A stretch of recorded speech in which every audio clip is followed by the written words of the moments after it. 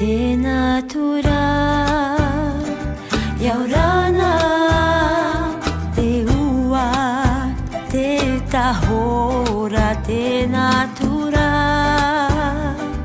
yaurana te miti te ia e te matai o te kohi haune i roto to ururu e te matai o te himenene i roto i te whaa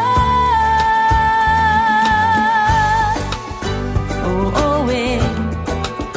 te ora